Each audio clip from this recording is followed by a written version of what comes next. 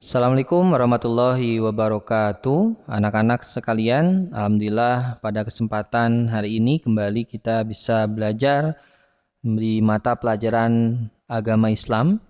Di bab ke-10, tema kita hari ini tentang bangun dan bangkitlah wahai pejuang Islam. Nah, kita akan mempelajari Islam periode modern sekaligus tokoh-tokoh pembaharu siapa saja yang berperan dalam membangkitkan Islam di zamannya pada saat itu. Sebelum belajar, pastikan sudah subscribe channel YouTube Bapak. Ya, semoga menjadi amal ibadah dan bermanfaat untuk materi-materi PAI selanjutnya. Baik, kita mulai dengan baca basmalah. Bismillahirrahmanirrahim. Kita tahu anak-anak bahwa Islam itu pernah menorehkan tinta emas di zamannya, sehingga dipastikan bahwa Islam pernah menguasai dunia pada saat itu dengan begitu sangat luar biasa. Hari ini saja mungkin tidak terlihat bahwa Islam dominan di belahan dunia, tapi harus yakin bahwa Islam pernah jaya di zamannya pada saat itu. Nah, kita pun harus tahu di periode modern seperti apa, siapa saja tokoh-tokoh pembaharu yang berperan. Nah, ini bangunan Masjid Madinah ya, dan arsitektur Masjid Mekah. Ini gambar simpelnya. Ini luar biasanya kalau misalkan kalian bisa langsung melihat gambar aslinya. Ini salah satu peninggalan atau apa ya yang dipunyai oleh Islam, masjid-masjid terhebat, terluar biasa yang dimiliki oleh Islam. Masjid Cordoba di Spanyol, ini pun sebagai sejarah yang harus kita tahu. Kita harus langsung ke materinya ya. Nah, Islam di masa modern. Nah, masa modern ini tercatat dari tahun 1800 sampai sekarang. Jadi sekarang kita sudah masuk di masa modern. Islam pada periode ini dikenal dengan era kebangkitan umat Islam. Kebangkitan umat Islam disebabkan oleh adanya benturan antara kekuatan Islam dengan kekuatan Eropa. Benturan itu menyadarkan umat Islam bahwa sudah cukup jauh tertinggal dari Eropa. Nah, kerajaan Turki Utsmani yang langsung menghadapi kekuatan Eropa yang pertama kali, ya, benih pembaharuan dunia Islam sungguhnya telah muncul, ya, ketika dunia Islam mengalami kemunduran di berbagai bidang. Seperti misalkan Ibnu Qayyim Jauziyah, mereka ingin mengembalikan pemahaman keagamaan umat Islam kepada pemahaman dan penggambaran Rasulullah SAW. Gerakan salaf ini kemudian menjadi ciri gerakan pembaharuan dalam dunia Islam yang mempunyai ciri. Pertama, memberi ruang dan peluang ijtihad. Yang kedua, tidak terikat secara mutlak dengan pendapat ulama terdahulu, memerangi orang-orang yang menyimpang kembali kepada Al-Quran dan Sunnah. Nah, kita akan bahas tokoh-tokoh siapa saja sih yang berperan dalam gerakan pembaharuan dunia Islam. Yang pertama ada Muhammad bin Abdul Wahab. Beliau tokoh yang dikenal dengan aliran Wahabiyah yang mempunyai pengaruh pada pemikiran pembaharuan di abad ke-19. Nah, pencetusnya beliau Muhammad bin Abdul Wahab, lahir di Uyaimah, Najd, Arab Saudi. Setelah menyelesaikan pelajarannya di Madinah, ia pergi merantau ke Basrah dan tinggal di kota ini selama 4 tahun. Ia pindah ke Baghdad, di sini ia menikah dengan seorang wanita kaya. 5 tahun kemudian setelah istrinya meninggal dunia, ia pindah ke Kurdistan, selanjutnya ke Hamdan dan ke Isfahan.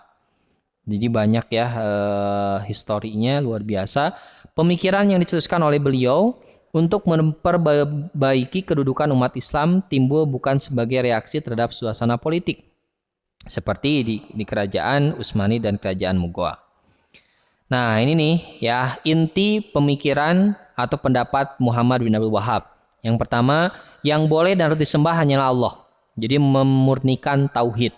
Yang kedua, kebanyakan Islam bukan lagi penganut paham tauhid yang sebenarnya, jadi ingin diluruskan oleh beliau. Menyebut nama Nabi, Syekh, malaikat sebagai perantara dalam doa juga merupakan syirik menurutnya. Ya, meskipun ini menjadi perdebatan para ulama. Meminta syafaat kepada selain Allah, bernajar kepada selain Allah, memperoleh pengetahuan, tidak percaya pada qada-qadar, demikian pula menafsirkan Al-Quran dengan ta'wil dan lain-lain. Selanjutnya ada Syekh Waliullah. Beliau dilahirkan di Delhi pada tanggal 21 Februari 1703, mendapatkan pendidikan dari orang tuanya Syekh Abdul Rahim, seorang sufi dan ulama yang memiliki madrasah. Setelah dewasa ia kemudian turut mengajar di madrasah, ia pergi naik haji dan selama setahun di Hijaz, ia sempat belajar dari ulama-ulama yang ada di Mekah. Di antara penyebab membawa kepada kelelahan kemunduran umat Islam menurut pemikirannya adalah satu, terjadinya perubahan sistem pemerintahan Islam dan sistem kekhalifahan menjadi sistem kerajaan. Jadi menurut beliau, Islam itu mundur karena beberapa hal ini. Sistem demokrasi yang ada dalam kekhalifahan diganti dengan sistem monarki. Yang ketiga, perpecahan di kalangan umat Islam disebabkan oleh berbagai pertentangan aliran dalam Islam. Jadi makin banyak aliran, makin banyak pertentangan, menurut beliau ini yang menyebabkan hancurnya Islam. Adat istiadat dan ajaran bukan Islam masuk ke dalam keyakinan umat Islam. Yang ketiga, Muhammad Ali Pasha. Beliau lahir di Kawala, Yunani 1765, seorang keturunan Turki dan meninggal di Mesir pada tahun 1849. Sebagaimana Raja Islam, Muhammad juga mementingkan soal yang bersangkutan dengan militer. Ia yakin bahwa kekuasaannya hanya dapat dipertahankan dan diperbesar dengan kekuatan militer. Di samping itu, ia mengerti bahwa di belakang kekuatan militer mesti ada kekuatan ekonomi yang sanggup membelanjai pembaharuan. Langsung ke ide dan gagasannya, beliau sangat inovatif pada zamannya, seperti mendirikan sekolah-sekolah modern, memasukkan ilmu-ilmu modern dan sains ke dalam kurikulum. Sekolah-sekolah inilah yang kemudian dikenal sebagai sekolah modern di Mesir pada khususnya dunia pada umumnya. Yang keempat ada Al-Tahtawi. Nama aslinya Rifa'ah Baidawi Rafi Al-Tahtawi. Lahir pada tahun 1801 di Tahta, suatu kota yang terletak di Mesir bagian selatan dan meninggal di Kairo. Ketika Muhammad Ali mengambil alih seluruh kekayaan di Mesir, harta orang tua At-Tahtawi termasuk dalam kekayaan yang dikuasainya. Ketika berumur 16 tahun, ia pergi ke Kairo untuk belajar di Al-Azhar. Setelah 5 tahun menuntut ilmu, ia selesai tahun 1822. Beberapa inti pemikirannya, pertama, ajaran Islam bukan hanya mementingkan sosial akhirat, tapi juga hidup dunia. Kekuasaan raja absolut harus dibatasi oleh syariat. Syariat harus diartikan sesuai dengan perkembangan modern. Kaum ulama harus mempelajari filsafat. Pendidikan harus bersifat universal. Umat Islam harus dinamis dan meninggalkan sifat statis. Yang kelima, Jamaluddin Al-Afghani. Beliau dari sisi nama juga kan berarti berasal dari Afghanistan. Tahun 1839, meninggal di Istanbul 1897. Ketika baru berusia 20 tahun, ia telah menjadi pembantu bagi Pangeran Dost Muhammad Khan di Afghanistan. Menjadi penasehat Syekh Ali Khan. Beberapa tahun kemudian ia diangkat oleh Muhammad Azam Khan menjadi Perdana Menteri. Wah, luar biasa ya karirnya. Nah, ini foto beliau. Beberapa pemikiran Jamaluddin Al-Afghani, diantaranya satu, kemunduran umat Islam tidak disebabkan karena Islam tidak sesuai dengan perkembangan zaman, tetapi disebabkan oleh berbagai faktor. Untuk mengembalikan kejayaan Islam, sekaligus menghadapi dunia modern, umat Islam harus kembali pada ajaran Islam menurut beliau. Corak pemerintahan autokrasi dan absolut terus diganti, tidak ada pemisahan antara agama dan politik, atau pan-islamisme. Yang keenam, Muhammad Abduh dilahirkan di Mesir pada tahun 1849. Bapaknya bernama Abdul Hasan Khairullah, berasal dari Turki. Kita langsung kepada pemikiran beliau apa saja. Nah, ini nih. Ide pembaharuan Muhammad Abduh, pembukaan pintu ijtihad. Jadi ijtihad merupakan dasar penting dalam menafsirkan kembali ajaran Islam. Penghargaan terhadap akal, kekuasaan negara harus dibatasi oleh konstitusi yang telah dibuat oleh negara. Yang ketujuh, Rashid Ridho, murid Muhammad Abduh, jadi muridnya yang tadi dijelaskan, lahir 1865 Al-Qalamun, suatu desa di Libanon yang letaknya tidak jauh dari kota Tripoli. Kita langsung ke inti pemikiran dari Rashid Ridho. Nah, ini nih. Beberapa pemikirannya, satu, sikap aktif dan dinamis di kalangan umat Islam harus ditumbuhkan. Umat Islam harus meninggalkan sikap dan pemikiran kaum Jabariyah. Akal dapat digunakan untuk menafsirkan ayat dan hadis tanpa meninggalkan prinsip umum. Umat Islam menguasai sains dan teknologi jika ingin maju. Kemudian umat Islam disebabkan banyaknya unsur bid'ah. Kebahagiaan dunia akhirat, khalifah, penguasa, mengurusi bidang agama dan politik. 8. Sayyid Ahmad Khan. Kita langsung ke pemikirannya. Nah, pemikirannya kemudian umat Islam disebabkan tidak mengikuti perkembangan zaman. Ia berpikiran bahwa manusia bebas berkehendak. Sumber ajaran Islam hanyalah Al-Quran dan hadis, dan ia menentang taklid dan perlu adanya ijtihad sehingga umat Islam dapat berkembang.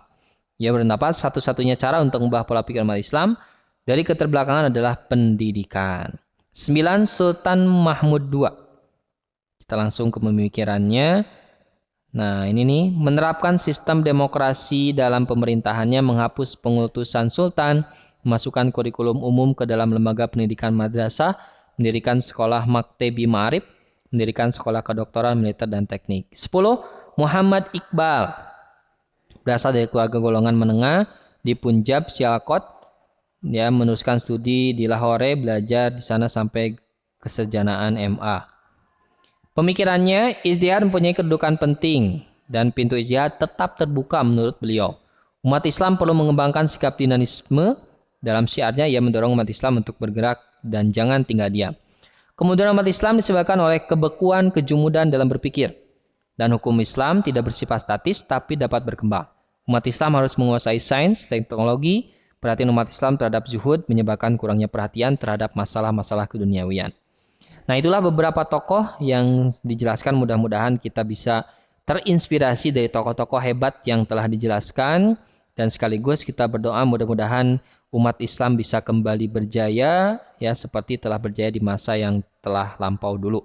Itu saja anak-anak, terima kasih, semoga bermanfaat. Assalamualaikum warahmatullahi wabarakatuh.